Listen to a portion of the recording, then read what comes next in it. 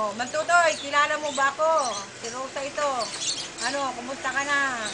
Happy birthday, birthday mo pala. Sana, pag-uwi mo, buhay pa ako para magkakumustahan tayo. Kailan ka ba magbabalik bayan na Mantutoy? Nako ka na ba ng chick? Mantutoy? Ha, pakilala mo naman sa amin, oh. Magpadala ka ng video pag sa birthday mo. Ha? Kasi miss na kita eh. Mantutoy, padala mo ako ng dollar. Mantutoy, hindi pa ako nakakanon ng dollar, nakakahawak. Kamusta mo si Marlene? Ha? Si Marlene, kamusta? Ay, si Marlene pala, kumusta? Hindi na ako naalala ni Marlene. Sabi niya, mag-abroad, papadala na ako niyang panyo. Hanggang ngayon, panyo pa rin. Ang dami na umuwi. Umuwi na, namatay na si Aling Vicky. Hindi ko pa natikman yung panyo ipapadala niya.